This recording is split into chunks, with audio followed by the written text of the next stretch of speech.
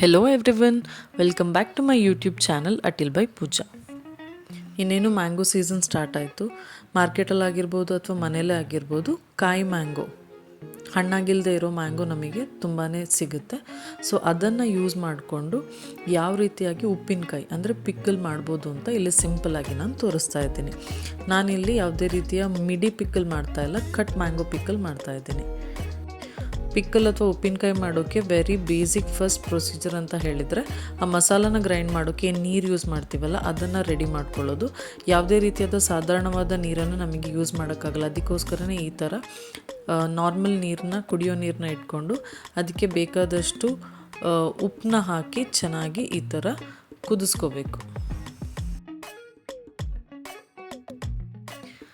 ಈ ಥರ ಚೆನ್ನಾಗಿ ನೀರು ಕುದಿದ ನಂತರ ಒಂದು 5-10 ನಿಮಿಷಗಳ ಕಾಲ ಕುದಿದ ನಂತರ ಗ್ಯಾಸ್ ಆಫ್ ಮಾಡಿಬಿಟ್ಟು ಅದು ಕಂಪ್ಲೀಟಾಗಿ ತಣ್ಣಗಾಗಬೇಕು. ಬಿಸಿ ಇರಬೇಕಾದ್ರೆ ನಾವು ಅದನ್ನು ಕಡಿಯೋಕ್ಕೆ ಆಗಲ್ಲ. ಸೊ ಇಲ್ಲಿ ನೀವು ನೋಡ್ತಾ ಇರುವಂಥದ್ದು ತೋತಾಪುರಿ, ಮಾರ್ಕೆಟಲ್ಲಿ ಸಿಗೋ ತೋತಾಪುರಿ. ನಾನು 2 ತೋತಾಪುರಿನ ಚೆನ್ನಾಗಿ ಕಟ್ ಮಾಡಿಕೊಂಡು ಈ ಥರ ಒಂದು ಬಾಕ್ಸಲ್ಲಿ ಹಾಕಿ ಉಪ್ಪು ಹಾಕಿ ಒಂದು 4-5 ದಿನಗಳ ಕಾಲ ಇಟ್ಟಿದ್ದೆ. ಸೊ ಇವಾಗ ನಾವು ಅದನ್ನು ಕಂಪ್ಲೀಟಾಗಿ ಸೋಸ್ಕೋಬೇಕು. ಬಿಕಾಸ್ ಯಾವುದೇ ರೀತಿಯಾದ ಆ ಉಪ್ಪು ನೀರನ್ನ ಇಲ್ಲದೆ ಇರೋ ಥರ ಚೆನ್ನಾಗಿ ಆ ಪೀಸಸ್ನ ಡ್ರೈ ಮಾಡ್ಕೋಬೇಕು. ಇಲ್ಲಿ ನಾನು ಡಿಫ್ರೆಂಟಾಗಿ ಸ್ವಲ್ಪ ಮಂಗಳೂರು ಸ್ಟೈಲಲ್ಲಿ ಉಪ್ಪಿನಕಾಯಿ ಮಾಡ್ತಾ ಇದ್ದೀನಿ. ಸೊ ಅದಕ್ಕೆ ನಮಗೆ ಕಟ್ ಮಾಡಿಟ್ಕೊಂಡಿರುವಂತಹ ಬೆಳ್ಳುಳ್ಳಿ ಮತ್ತು ಈ ಥರ ಒಂದು ಕಡಾಯಿನ ಇಟ್ಕೊಂಡು ಅದಕ್ಕೆ ಸ್ವಲ್ಪ ಎಣ್ಣೆನ ಹಾಕೋಬೇಕು. ಫಸ್ಟ್ ಇಲ್ಲಿ ನಾನು ತೆಂಗಿನ ಎಣ್ಣೆ ಯೂಸ್ ಮಾಡ್ತಾ ಇದ್ದೀನಿ. ಎಣ್ಣೆ ಬಿಸಿ ಆದ ಕೂಡಲೇ ಕಟ್ ಮಾಡಿಟ್ಕೊಂಡಿರುವಂತಹ ಬೆಳ್ಳುಳ್ಳಿಯನ್ನು ಹಾಕಬೇಕು. ಚೆನ್ನಾಗಿ ಅದು ಗೋಲ್ಡನ್ ಬ್ರೌನ್ ಆಗೋ ತನಕ ಅದನ್ನು ಫ್ರೈ ಮಾಡಬೇಕು. ಈ ಗೋಲ್ಡನ್ ಬ್ರೌನ್ ಆದಷ್ಟು ನೀವು ಫ್ರೈ ಮಾಡಿದರೆ ಏನಾಗುತ್ತೆ, ನೀವು ಉಪ್ಪಿನಕಾಯಿ ಆದ ನಂತರ ತಿನ್ನಬೇಕಾದ್ರೆ ಅದು ಬಾಯಲ್ಲಿ ಸಿಕ್ಕಿದಾಗ ತುಂಬಾ ಒಳ್ಳೆ ಫ್ಲೇವರ್ ಕೊಡುತ್ತೆ. ಸೊ ಅದ್ರ ಜೊತೆ ಇಲ್ಲಿ ನಾನು ಸ್ವಲ್ಪ ಕರಿಬೇವನ್ನು ಹಾಕ್ಕೊಂಡು ಚೆನ್ನಾಗಿ ಫ್ರೈ ಮಾಡ್ತಾ ಇದ್ದೀನಿ.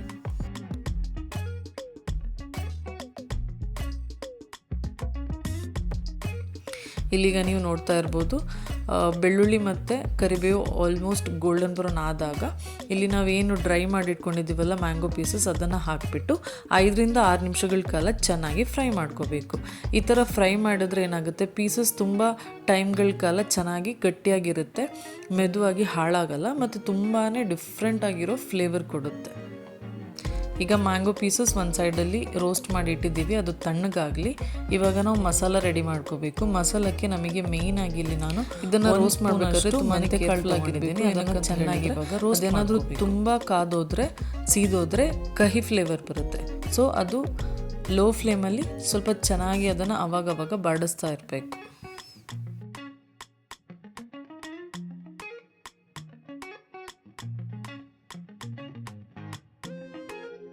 ನೆಕ್ಸ್ಟ್ ಇವಾಗ 1 ಸ್ಪೂನ್ ಮೆಂತೆಕಾಳು ತೊಗೊಂಡ್ರೆ ಅದರ ಡಬಲ್ ಸಾಸಿವೆ ತೊಗೋಬೇಕು. ಸೊ ಇವಾಗ ಅದನ್ನು ಕೂಡ ಚೆನ್ನಾಗಿ ರೋಸ್ಟ್ ಮಾಡ್ಕೋಬೇಕು. ಯಾವುದೇ ರೀತಿಯಾದ ಎಣ್ಣೆ ಹಾಕುವಂಥ ಅವಶ್ಯಕತೆ ಇಲ್ಲ. ಈ ಥರ ಚೆನ್ನಾಗಿ ಅದು ಸಿಡಿಯೋ ತನಕ ಅದನ್ನು ಲೋ ಫ್ಲೇಮಲ್ಲಿ ಇಟ್ಕೊಂಡು ರೋಸ್ಟ್ ಮಾಡಬೇಕು.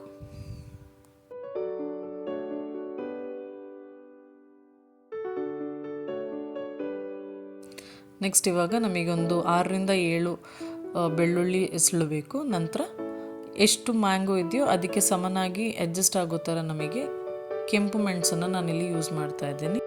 ನೆಕ್ಸ್ಟ್ ಇಲ್ಲಿ ನೀವು ನೋಡ್ತಾ ಇರ್ಬೋದು, ಕಡಿಯೋಕ್ಕೆ 2 ಟೈಪ್ ನೀರು ಯೂಸ್ ಮಾಡ್ತಾ ಇದ್ದೀನಿ. ಅದರಲ್ಲಿ ಒಂದು ಮಾವಿನಕಾಯಿ ಸೋಸಿರುವಂತಹ ನೀರು, ಇನ್ನೊಂದು ಉಪ್ಪು ನೀರು ತಣ್ಣಗಾಗಿರುವಂಥದ್ದು. ಸೊ ಇಲ್ಲಿ ಅದೆಲ್ಲನೂ ನಾನು ಹಾಕ್ಕೊಂಡು ಸ್ವಲ್ಪ ಅರಿಶಿನ ಕೂಡ ಹಾಕ್ತಾ ಇದ್ದೀನಿ. ಇದು ಕೂಡ ಮೇನ್ ಇಂಗ್ರೀಡಿಯೆಂಟ್. ಸೊ ಇಲ್ಲಿ ನೀವು ನೋಡ್ತಾ ಇರ್ಬೋದು, ಇದು ಅದು ಮಾವಿನಕಾಯಿ ಉಪ್ಪಲ್ಲಿ ಹಾಕಿಟ್ಟಿರೋದು. ಅದನ್ನು ಸೋಸ್ಬಿಟ್ಟು ಏನು ನೀರಿತ್ತಲ್ಲ ಅದನ್ನು ಸ್ವಲ್ಪ ಬಿಸಿ ಮಾಡಿ ಅದು ತಣ್ಣಗಾದ ನಂತರ ಯೂಸ್ ಮಾಡ್ತಾ ಇದ್ದೀನಿ. ಅಟ್ ದ ಸೇಮ್ ಟೈಮ್ ಇವಾಗ ಈ ಉಪ್ಪು ನೀರು ಏನಿರುತ್ತಲ್ಲ ಅದು ಕೂಡ ತಣ್ಣಗಾದ ನಂತರ ಅದನ್ನು ಯೂಸ್ ಮಾಡ್ತಾ ಇದ್ದೀನಿ. ಸಪ್ರೇಟಾಗಿ ಉಪ್ಪು ಹಾಕೋ ಅವಶ್ಯಕತೆ ಇಲ್ಲ, ಉಪ್ಪು ನೀರನ್ನೇ ನಾವಿಲ್ಲಿ ಯೂಸ್ ಮಾಡ್ತಾ ಇದ್ದೀವಿ. ಮತ್ತು ಆ ಮಾವಿನಕಾಯಿ ಏನು ನಾವು ಉಪ್ಪಲ್ಲಿ ಹಾಕಿಟ್ಟಿದ್ವಲ್ಲ ಅದರಲ್ಲೂ ಕೂಡ ಮಾವಿನಕಾಯಿ ಹುಳಿ, ಉಪ್ಪಿನಂಶ ಎಲ್ಲ ಇರುತ್ತಲ್ಲ. ಸೊ ಅದರಿಂದಾಗಿ ಸಪ್ರೇಟಾಗಿ ಹುಳಿ ಅಥವಾ ಉಪ್ಪು ಹಾಕುವಂಥ ಅವಶ್ಯಕತೆ ಇರಲ್ಲ. ಇವಾಗಿಲ್ಲಿ ನೀವು ನೋಡ್ತಾ ಇರ್ಬೋದು, ಮಾವಿನಕಾಯಿ ಆಲ್ರೆಡಿ ತಣ್ಣಗಾಗಿದೆ ಮತ್ತು ನಮ್ಮ ಉಪ್ಪಿನಕಾಯಿ ಮಸಾಲ ಕೂಡ ರೆಡಿಯಾಗಿದೆ. ಇಲ್ಲಿ ನೀವು ನೋಡ್ಕೋಬೇಕು, ಇಮಿಡಿಯೇಟಾಗಿ ಏನಾಗುತ್ತೆ, ನಾರ್ಮಲಿ ನಾವು ಮಿಕ್ಸಿ ಜಾರಲ್ಲಿ ಅದನ್ನು ಗ್ರೈಂಡ್ ಮಾಡಿದಾಗ ಬಿಸಿ ಆಗೋ ಚಾನ್ಸಸ್ ಇರುತ್ತೆ.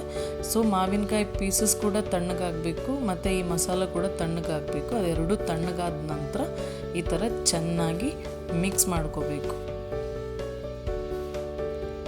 ಕರೆಕ್ಟಾಗಿ ಎಲ್ಲ ಪೀಸಸ್ಗೂ ಈ ಥರ ಮಸಾಲ ತಾಗಬೇಕು. ಚೆನ್ನಾಗಿ ಇದನ್ನು ಮಿಕ್ಸ್ ಮಾಡ್ಕೋಬೇಕು. ಈ ಟೈಮಲ್ಲಿ ನೀವು ಸೀಸನಿಂಗ್ ಚೆಕ್ ಮಾಡಬೇಕು ಅಂತ ಹೇಳಿದರೆ ಉಪ್ಪು ಇದೆಯಾ ಇಲ್ವಾ ಅಂತ ಚೆಕ್ ಮಾಡ್ಕೊಳ್ಳಿ ಸಾಕು. ಉಪ್ಪು ಏನಾದರೂ ಕಡಿಮೆ ಇದ್ದರೆ ಸ್ವಲ್ಪ ಉಪ್ಪು ನೀರು ಏನಿರುತ್ತಲ್ಲ ನಿಮ್ಮ ಹತ್ರ ಅದನ್ನೇ ಮಿಕ್ಸ್ ಮಾಡಿಕೊಂಡು ಅದನ್ನು ಬ್ಯಾಲೆನ್ಸ್ ಮಾಡ್ಕೊಳ್ಳಿ. ಮತ್ತು ಸ್ವಲ್ಪ ಕಹಿ ಫ್ಲೇವರ್ ಇದ್ದೇ ಇರುತ್ತೆ. ಯಾಕೆ ಹೇಳಿದರೆ ನಾವು ಮೆಂತೆ ಮತ್ತು ಸಾಸಿವೆ ಕಾಳನ್ನ ಯೂಸ್ ಮಾಡಿರೋದ್ರಿಂದ ಸ್ವಲ್ಪ ಕಹಿ ಫ್ಲೇವರ್ ಇದ್ದೇ ಇರುತ್ತೆ. ಅದು 2 ದಿನ ಆದ ನಂತರ ನಾರ್ಮಲ್ ಆಗುತ್ತೆ. ಸೊ ಅದಾದ ನಂತರ ಈ ಥರ ಸೀಸನಿಂಗ್ ಕರೆಕ್ಟಾಗಿದೆ ಅಂತ ಹೇಳಿದರೆ ಈ ಥರ ಯಾವುದಾದ್ರೂ ಒಂದು ಗ್ಲಾಸ್ ಜಾರಲ್ಲಿ ಅಥವಾ ಯಾವುದಾದ್ರೂ ಒಂದು ನೀಟಾಗಿ ತೊಳೆದು ಒಣಗಿರುವಂತಹ ಪಾತ್ರೆ, ಸ್ವಲ್ಪ ನೀರಿನ ಪಸೆ ಎಲ್ಲ ಇದ್ದರೆ ಅದರಲ್ಲಿ ಉಪ್ಪಿನಕಾಯಿ ಹಾಕಿಡಬಾರ್ದು.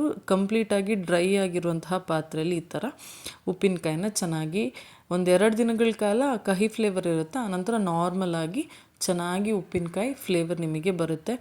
ಟ್ರಸ್ಟ್ ಮೀ, ಈ ಉಪ್ಪಿನಕಾಯಿ ಏನಿರುತ್ತೆ ನಾವು ಆಲ್ರೆಡಿ ಫ್ರೈ ಮಾಡಿರುವಂಥ ಉಪ್ಪಿನಕಾಯಿ ತುಂಬಾ ಚೆನ್ನಾಗಿರುತ್ತೆ. ಸ್ಮೆಲ್ ತುಂಬಾ ಚೆನ್ನಾಗಿರುತ್ತೆ. ಆ್ಯಂಡ್ ಇಲ್ಲಿ ನಾವು ಯಾವುದೇ ರೀತಿಯಾದಂತಹ ಕೆಮಿಕಲ್ಸ್ ಯೂಸ್ ಮಾಡ್ತಾ ಇಲ್ಲ ಅಥವಾ ಪ್ರಿಸರ್ವೇಟಿವ್ಸ್ ಯೂಸ್ ಮಾಡ್ತಾ ಇಲ್ಲ. ತುಂಬಾ ಚೆನ್ನಾಗಿರುತ್ತೆ. ಆ್ಯಂಡ್ ಸ್ಪೂನೆಲ್ಲ ಹಾಕಬೇಕು ಅಂತ ಹೇಳಿದರೆ ಸ್ವಲ್ಪ ಒಣಗಿರೋ ಡ್ರೈ ಸ್ಪೂನ್ನೇ ಯೂಸ್ ಮಾಡ್ಕೋಬೇಕು. ತುಂಬಾ ಚೆನ್ನಾಗಿರುತ್ತೆ. ತುಂಬಾ ಸಿಂಪಲ್ಲಾಗಿ ಬೇಗ ಆಗೋಗುತ್ತೆ. ಮನೇಲೇ ನೀವು ಉಪ್ಪಿನಕಾಯಿ ಮಾಡ್ಕೋಬೋದು. ಡೆಫಿನೆಟಾಗಿ ಈ ರೆಸಿಪಿನ ಟ್ರೈ ಮಾಡಲೇಬೇಕು. ಗಂಜಿ ಜೊತೆ ಕರ್ಡ್ ರೈಸ್ ಜೊತೆ ಬೆಸ್ಟ್ ಕಾಂಬಿನೇಷನ್. ಟ್ರೈ ಮಾಡಿ ಹೇಗಿತ್ತು ಅಂತ ರೆಸಿಪಿನ ತಿಳಿಸಿ. ಸಬ್ಸ್ಕ್ರೈಬ್ ಮಾಡದೆ ವಿಡಿಯೋ ನೋಡ್ತಾ ಇರೋರು ಪ್ಲೀಸ್ ಸಬ್ಸ್ಕ್ರೈಬ್ ಮಾಡಿ, ಲೈಕ್ ಮಾಡಿ, ಶೇರ್ ಮಾಡಿ. Thank you.